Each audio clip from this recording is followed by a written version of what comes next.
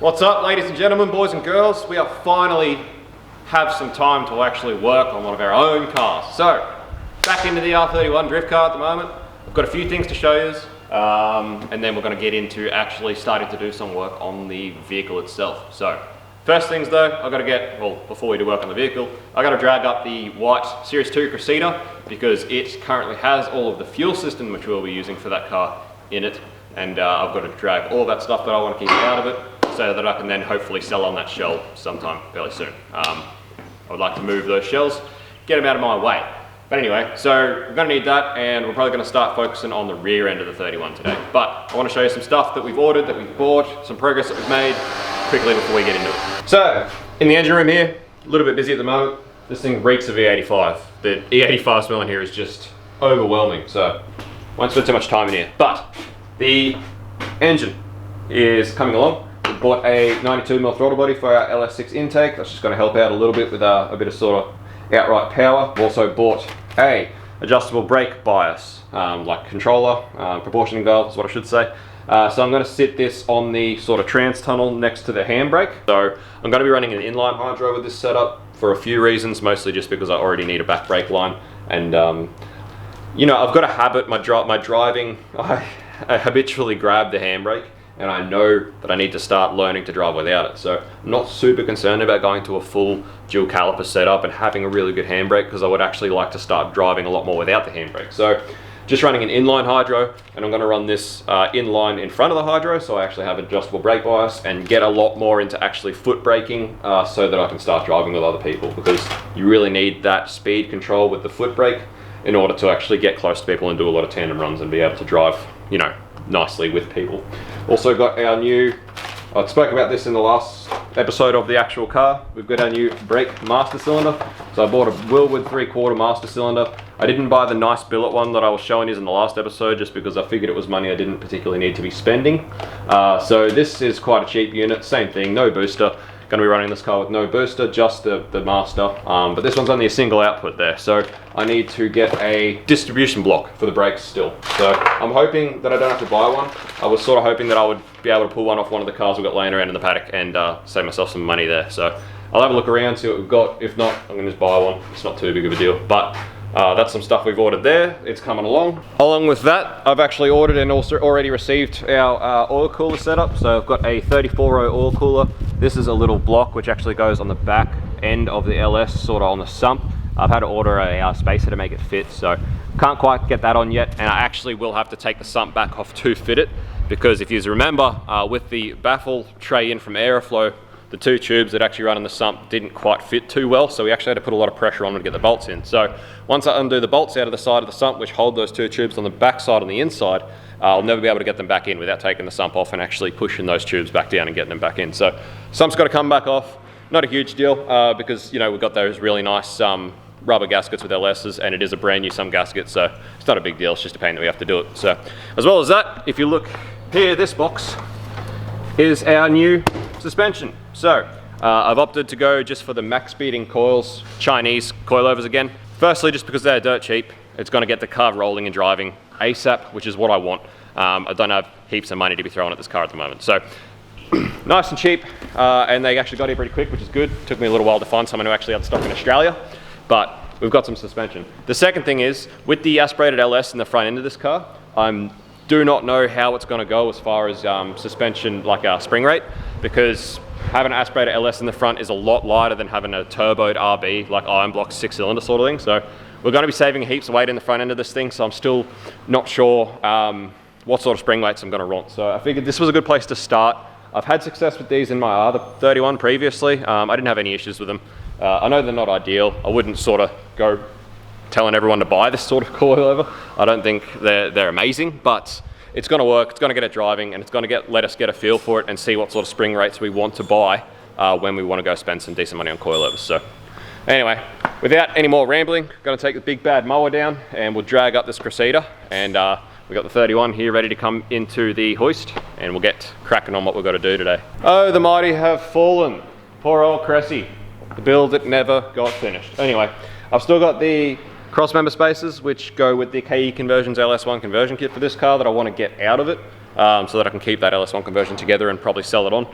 get a bit of money back to put into the 31. I've also got steering wheel and quick release that I want to get off it. Our battery box, want to get that out. And then the fuel system that I've got in the boot, so the cell, the surge and the pumps, I want all that back as well to go into the 31. But pretty much everything that's Cressida related can stay in it and hopefully get sold to someone who's actually going to use it. And then so we've got the 31 in here as well, or the Pintara I should say. So Rex, while I'm doing that with the Cressida, Rex is going to start pulling the diff out of this. We've got to get the diff out, pull the axles out. We've got to put our 28 spline axles and our 28 spline mini spooled center in this diff. So, you know, convert it to 28 spline and a little bit better gear ratio than the 411s in this car. Then, you know, 411s is good for lower power aspirator sort of stuff, but for our LS1 we're going to want some more legs, you know, some more fourth gear pumpies sort of thing. So that's where we're starting. I've also got a full set of rear arms down there with good bushes in them, which will go back in with the diff. So get some progress happening on this car finally.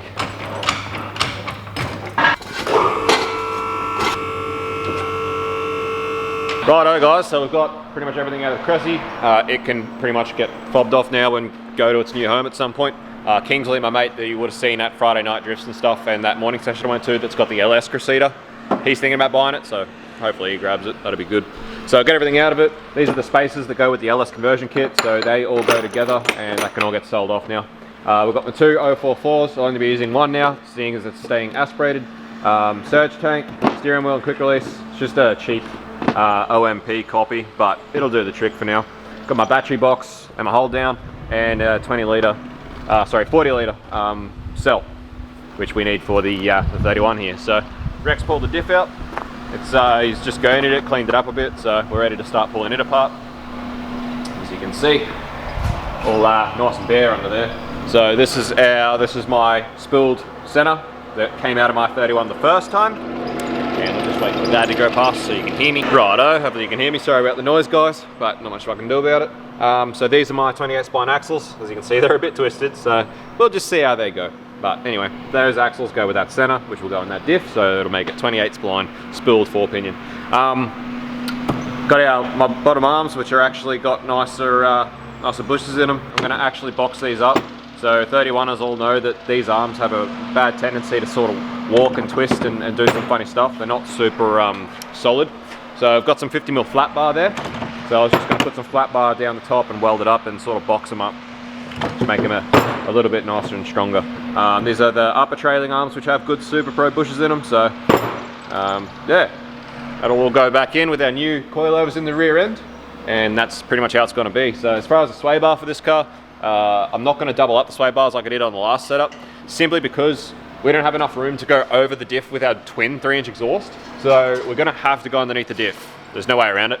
So doubling up the sway bars is just going to rob us of just that little bit extra room that we sort of need. So I'm just going to have to fork out the money and buy a white line sway bar or something, just because we need that extra room. So I had a white line in my 31 the first time before I sold it, and it was awesome. So they do work great.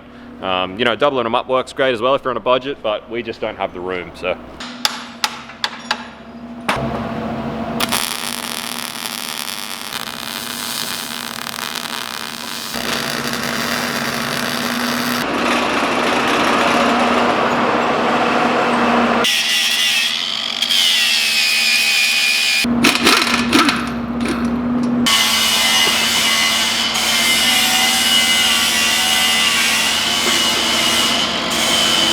righto guys, so that's 50mm flat bar. It's like 50mm by I think 3 or maybe even 5. Like, it's some pretty serious flat bar. So those things should be yeah, rock solid now. Should have no twist. So that'll stiffen up the rear end a bit. I'll just clean them up a bit and paint them up, and they'll be our new lower trailing arms. Righto, a bit of etch primer on those lower trailing arms. We just decided we're actually going to completely degrease and wash out this diff housing because it's pretty sludgy and gross inside.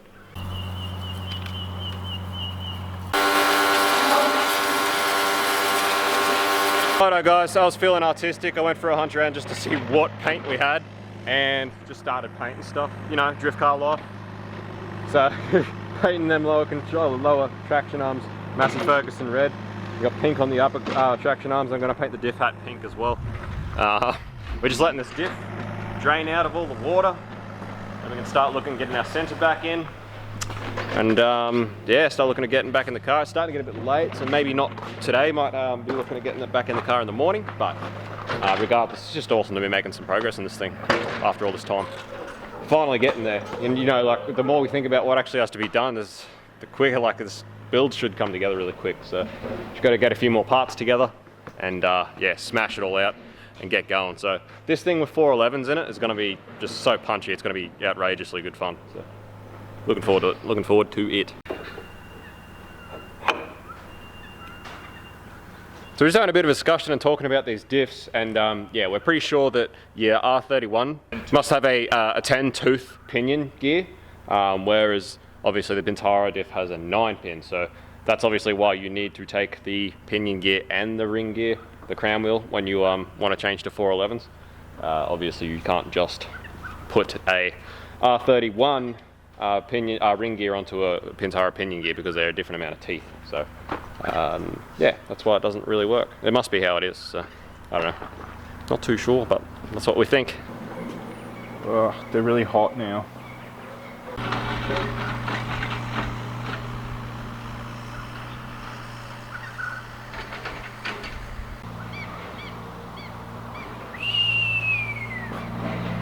Alright, so if I'm being honest, this paint came out absolutely terrible. It all reacted. It looks terrible. But anyway, it's coloured, so whatevs. It's my fault. I didn't really prep anything properly. I was just like, had this sudden urge to paint them crazy colours. Anyway, Santa's about to go back in the diff. Bloody weirdo. Yeah. Yep, that's me. Alright guys, so I've come across a bit of a problem. When Luke gave me back the center, he only gave me one of the actual bearing races with it. So, and it turns out the taper of the bearings are different between the two centers. So we can't use the races out of the old one, is what we thought we were expecting to, but we can't because they don't fit properly. So you can see how that fits properly there. And move that, put that one on, see how it doesn't fit properly. So that's a problem. So yeah, we're hoping to be able to go and get one of these from King of Roy tomorrow maybe. Otherwise we're pretty screwed for a while. But yeah, double checked that the bearings for the axles aren't going to do the same thing and they're fine. I had to put another stud in this axle because it was missing one. Not sure why, but it just was.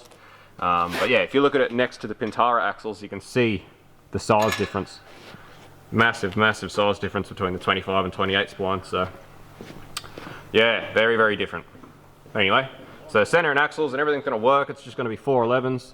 We just got to get another bearing race so that the center can go in here properly and actually work. So apart from that, this rear end's coming together. That's probably going to be it for today. But we'll continue going in the morning and hopefully we can go get one of these bearing shells. So fingers crossed, I want to get this rear end together. I'm not too worried about the sway bar. Like I said, that's something that can be upgraded at any point. It's, you know, on the bottom. It's really easy to upgrade, so I'll worry about that at a later date. But just want to get the diff sorted and the suspension and everything in the rear end like that done. Yeah, start making some freaking moves. So anyway, pick this up in the morning. All right, guys, we're back here in the morning. Bit of a late start because I had to go to the bank and do some stuff this morning. But while I did that, Rex went and got a bearing. So we have another bearing for this diff, which means we can actually get the center in and continue on with what we're doing. So that's very exciting. So can keep on steam training along with this thing, making some progress. I'm actually going to stay out here tonight so that we can get a heap done on it. And yeah, basically try and catch up to the point where we're waiting for parts. There's a fair bit we can do. Fuel system, like, you know, as you've been watching from this video. So plenty we can go on with. Yeah, actually looking at these arms, now that they're finished painted and stuff, yeah, holy crap. They are solid. I've added a lot of weight, but that's okay. At least there's going to be none of the diff rolling its nose up, hopefully. It should be pretty solid. So definitely overkill using that size flat bar on those things, but it's what we had, so it's what went on there. But anyway, it's going to work. It's going to be awesome. So we'll keep on cracking along with this. Get rid of all this heat shielding while nothing in the way. Gonna get rid of it all. See you, bye. Sorry guys, the battery in the camera went flat and I didn't have a spare one that was charged, so you got to miss a heap of the boring stuff. But the diff's together, hat's been put on, so we're just gonna leave the RTV to actually go off for a bit. Most of you probably know R31 diffs have a mad habit of leaking. So many of them weep. It's just a classic thing with R31s, so we RTV'd the crap out of that hat, and hopefully it doesn't leak. We left the dust covers off for the calipers because for our purpose of drifting we don't particularly need them, for one, and for two, when I do decide I actually want to go to dual caliper after I've learned how to drive without a handbrake properly, they're just going to be in the way anyway. So we left those off. We'll chuck the arms under the car. Boom, look at those beautiful colours. Nice. Oh well, whatever. Drift car life. I'm pretty excited to just be building a car that's just like, do it, build it, don't worry about it. So anyway, so we'll let that go off, tighten that up later on this afternoon, and it can go in the car. So at the moment, I've just pulled out the old coilovers there, the old coils from the stock ones. Also pulled off like all of the heat shielding and everything that we didn't want under the car. And I'm putting in the new S13 coilovers. So here we have another box, new max speeding rods, same as I put in my 31 last time. Once again, guys, I don't push or condone these products. They are, you sort of get what you pay for. They're rock hard, but they're cheap and they're going to work for us for now, and they're going to get me to the track. Like I said, I want to work out some decent spring rates before I go spending lots of money on suspension. Anywho, for those of you who are familiar with 31s, you would know we do have to re-drill the coil tops in the rear for the S13 coilovers. The rear ones aren't a straight bolt in. So all I did here was make a template out of cardboard for the tops of the coilovers, and I'll use that to mark my holes in the strap tops, drill them, and mount our new S13 coilovers. So what a lot of people do, because the R31s are a 3-bolt, see if I can get you under here and show you, if we can see. So you can see the R31 coils are a 3-bolt there. What a lot of people do is pick one bolt and use that and then drill the other side. But what I find is that the spacing of the bolts means that if you do that, the one you drill is always only just getting picked up by the on the steel. Like, see, if we went into that hole, the other hole that we drill is actually very, very close to the inside here. So we prefer to just make a template and drill 2 new holes and just make them the same on both sides. Evenly space them so that you're getting quite a bit of beat on the steel there, and doing everything as best as you possibly can to make it as strong as possible. So that's what I'm up to now. Make this template, mark it up, drill it out, mount our coilovers up, and then our diff's pretty much ready to go in. Rex at the moment is rebuilding the calipers, the rear calipers, so pulling them down. I've got a little like brake caliper hone and stuff that we use just to fix these up. We're going to try these seals, hopefully they're okay. Rex reckons they're not too bad. And hopefully these brakes don't leak and don't seize up or anything. So go through the calipers. I've got some brand new discs down there that I can chuck on it, so then that's the rear brakes pretty much sorted for now. And once all that's back together, that's the rear end as sorted as it gets for now, until we have a decent sway bar and a few other things. But yeah, I reckon those that 5mm plate on those freaking arms is going to help. Might not even need an aftermarket sway bar, might be pretty freaking solid. I reckon it'll pull the floor mounts, where it actually mounts to the floor, out before it bends and breaks those arms. So I've actually had to bust out the air drill to drill these holes because the battery drill doesn't actually fit up in the coil hole area. So luckily we got the tools. Righto, so there's our new holes. Tested both sides, we're both fitting. So that's step 1. So that's the coil tails drilled out, ready to accept our coilovers. So the other thing that we have to modify on these coilovers is this mount on the bottom. For S13 it is different. For R31 we just need to trim this just a little bit so it actually fits in the diff where it needs to fit. Yeah, the seals in these calipers are a bit average, so we're just putting them back together and we'll see how they go. Alrighty, that's what it looks like all trimmed up, and it fits in there quite... Oh, I picked the right freaking one, looking at the camera lens, not what I'm doing. So yeah, it fits in there quite nicely. And yeah, see how the coilover is going to go on the diff. So I'll whack these up in the car, and that'll be everything in the car just about ready. So the other thing that Rex got this morning, as well as that bearing, is actually this bit of tube. This is just some steel tube. So what the plan is with this is 20mm ID, or nominal bore, or whatever you want to call, however they do tube. And the panhard bar is actually 19mm. So to save buying an adjustable panhard, I'm going to do what I plan to do with my 31, but never ended up doing, is actually we'll set the height for the rear end, set it up, and if we have to adjust the panhard to adjust the diff, I'm just going to cut it, use that sleeve over the top, and just weld it up. So just weld it up solid again, but shorten it if we have to. But like I said, I don't plan on running this car ridiculously low, so it may not need to be done. But once we get the diff in and we've got the coilovers in, we get it to sort of the height that I want to run it, then we'll have a look at what we're working with. So yeah, if we have to, that's an option, and it costs us pretty much hardly anything, so that's a good way to go. Obviously, it goes without saying, doing something like that on a street car is very illegal, so, but that's the beauty of building a dedicated track car. We just do whatever we really want to it, as long as it's obviously safe, which we're not idiots, so. Anyway, I'm gonna go for a walk, find my new discs, see what I've got as far as pads go, because the pads that are in these calipers, there's a bit left on them, but could do with some better ones, so I'll see if I've got pads in there. I'm pretty sure I've got a new set of pads. And I'll go for a walk. I do have a set of wheels that I've got lying around in mind to chuck on this thing, just for rolling purposes, just to see what it's sort of going to look like, and they are a 17, so I'll see if I can find them. Not a very good offset. They're probably what I'll be using for skidders on this car, so they're probably not what I'll end up having on this car for aesthetic purposes, but it at least still give us a good idea of our rolling diameter and what sort of height we're going to be sitting at and stuff, so I'll go find them and dig them up as well. Alright, huzzah! I've got some brand new pads and new rotors. They're a bit rusty because they've been sitting, but they are brand new. There's no lip or anything, they haven't been used. So new rotors, new pads, they'll do fine. And these are the wheels I'm going to put on it that I was talking about. So I don't think they're a very good offset at all. They did come on a Sylvia that I bought one time. They don't look too bad. Like my idea for this car is like Kiwami reps or CR sort of reps. Again, I would love to get genuine wheels, but I just don't have that sort of money to throw. But so similar sort of wheel design as these is what I plan on this car anyway, and I do want to run white wheels with the black car, so that is the plan. So it'd be cool to get these on there just to have a look. But yeah, most importantly, it's just to give us a really good idea of how we want the car sitting. Right, yeah, guys. So I ended up just giving these discs just a whiz up with our whizzer with a 240 pad, just to clean up some of the stuff that was on them. There's actually a few bits of actually pretty like heavy gunk and stuff, which probably wouldn't have come off with just some brake clean, so pretty glad that I did. But they're looking brand new again, because they are brand new. They've just been sitting for ages. Calipers are done. I decided to give them a flick of paint while they're out. It's the best sort of chance I've got to give them some paint. Don't have much, again, don't have a lot here in the way of heat-proof paint. We've got, this is just some alloy engine enamel. I figure that'll look nice enough. Yeah, so all of the painting that's happened on this car has not been coordinated at all, as you can obviously see. It was just me feeling a burst of creativity and wanting to paint stuff just because drift car life. So we've got like a yellow coilover, pink, red.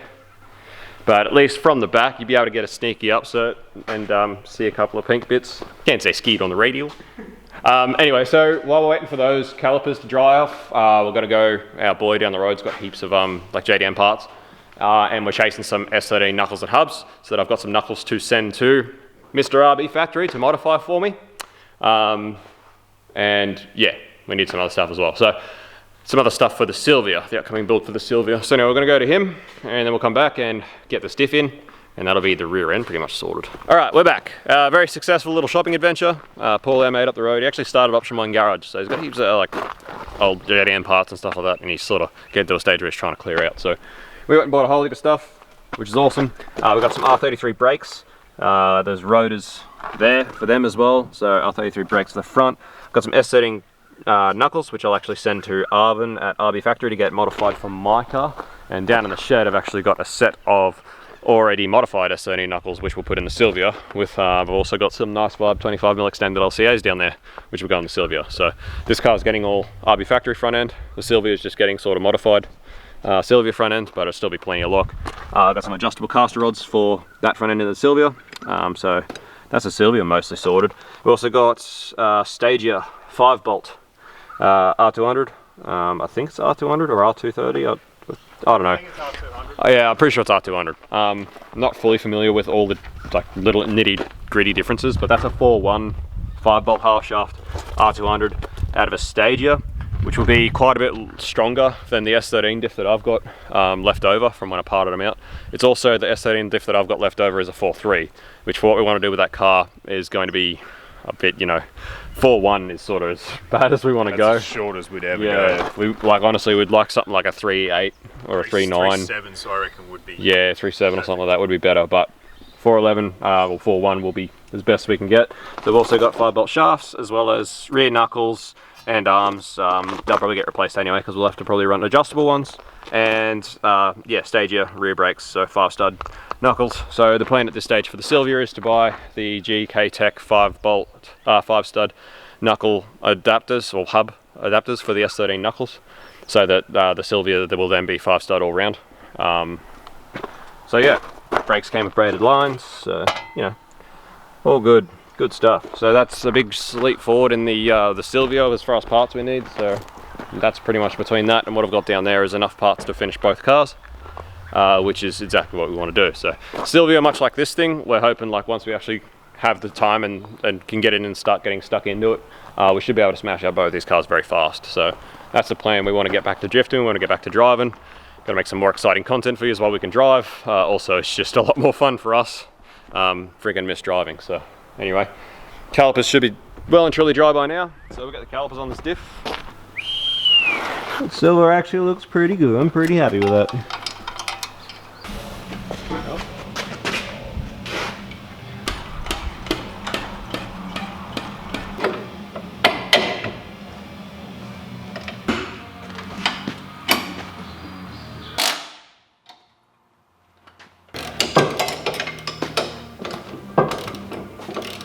Alrighty guys, so probably looking to drop it maybe another 20 mil. That's what I'm thinking.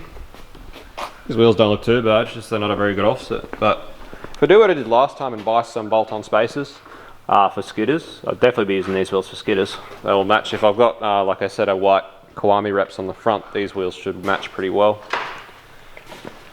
And I do like the idea of running the bolt-on spacers and stuff because you actually get pretty much a second set of studs almost, where you're always changing wheels on and off the back. So your actual studs in your axle don't get punished as much, and you punish the studs in the spacer instead, and then you can replace them real easy. Anyway, I reckon probably another 20 mil low. Alright, so these guards are totally stock. They're definitely going to need to be rolled if I'm going to drift with it. So just a bit of a drift car, bit of guard love, you know. Obviously I'm not worried about this paint because we're painting this car. So now it's a drift car. Now it's getting drift carish.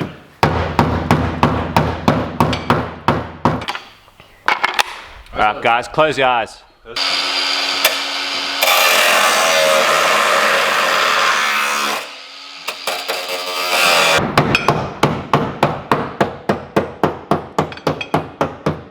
Tried to get it started with the hammer so it would be happy and roll the right way. Oh, yeah, pump 'em. I've actually never done this before, guys. I've never been legit enough to use an actual guard roll. This is my first time. First time for everything, I suppose. Oh, let's go. Yeah. Oh, your ass. How many cuts did you put in it? What?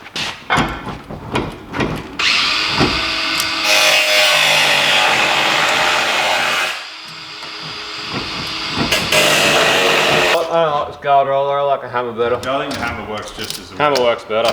Guard roller in the bin. We tried. Tried to do it properly, but the hammer just works better.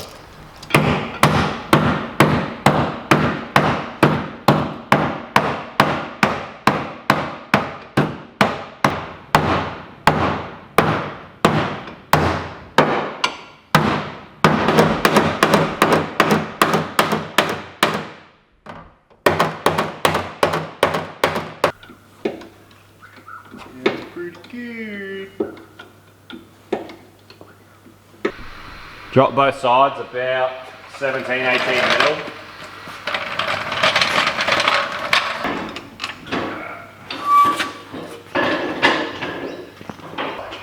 $40 Alright, that's where we're sitting.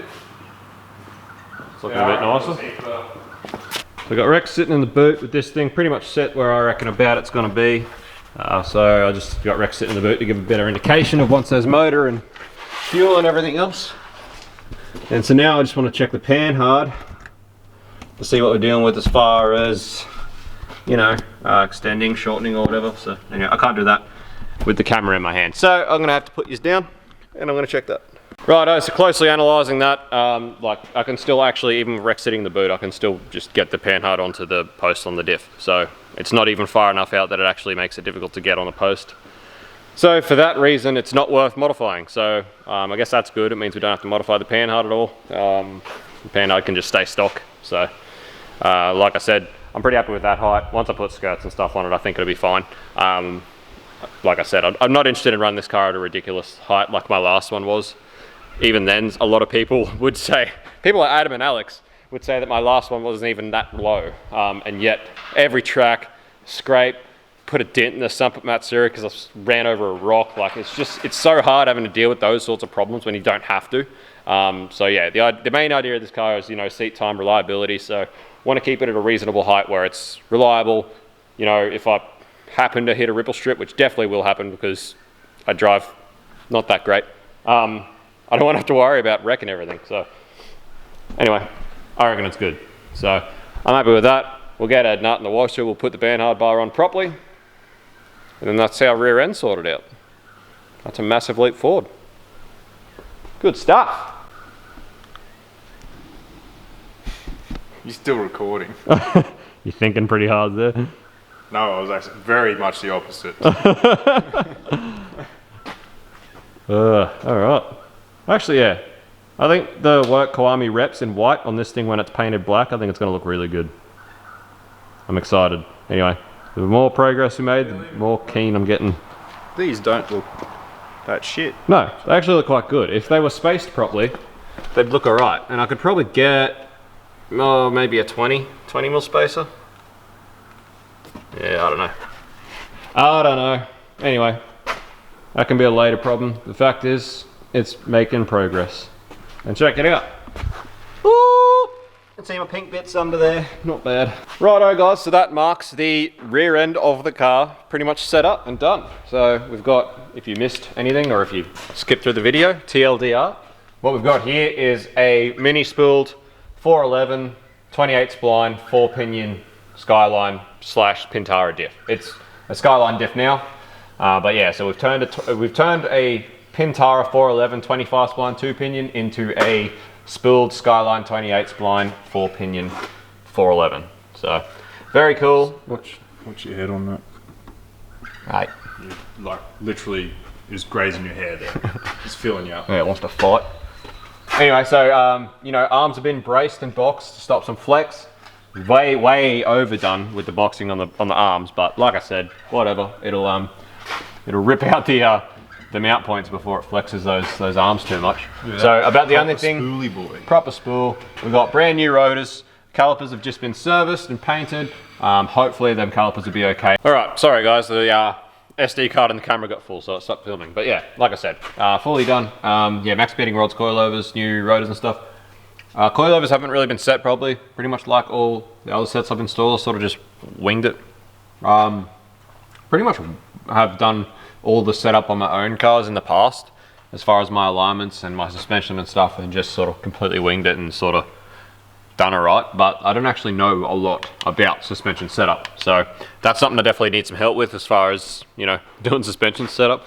I always figured I needed to learn to drive properly first before I would understand how I really need suspension set up properly. So yeah, it's probably the same as last time, probably just wing it, hopefully get it okay and go and drive some, start driving with some other people, and hopefully start driving with some people that have done a lot more to do a suspension setup that can start giving me a lot more pointers on how I should have my suspension set up or what I should be looking at doing and stuff like that. So, you know, I'm an engine and tuning kind of guy, I'm not a suspension guy, I don't know a lot about it, so I know enough to, you know, get it in there and sort of do whatever, but most of it, as far as my suspension setup, is just fully me winging it. I can make it go straight, I make it turn. Yeah. You do the thing.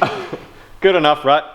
It's like my last one. I just did my own alignment here in the shed with a staff, like a dumpy level staff. I set it like 5 degrees toe out, set my coilovers, which I then found out I actually set them wrong, and it was alright. I drove alright with that, so whatever. Anyway, guys, that's going to be the end of this episode. I'm going to keep going with this car, but I'm going to start a new video now. So trying to keep things categorized. So this was the rear end video. The next one I'm probably going to look at doing is fuel system. So thank you for watching. It's been awesome to finally get some good progress happening on this freaking car after this long. So I've been talking to Arvin at RB Factory. We should have some parts ready maybe next week. So, you know, hopefully this will start to just roll in, and hopefully this car, before we know it, will be ready for us to go and send some tires to heaven, because that's the main aim. Anyway, smash like, please. It would help me out greatly. If you haven't already, smash subscribe, because there's going to be a lot more content of this car coming very soon. and we'll try and smash it out and get it built ASAP. Not to mention the fact that, as you saw, we got the Sylvia happening as soon as we finish this, because we both want to be able to go to the track and you know, rub doors and trade some paint, because that's the whole aim of the game is to have a lot of fun. So thanks for watching, guys. See you on the next one. Peace out. See you. Bye.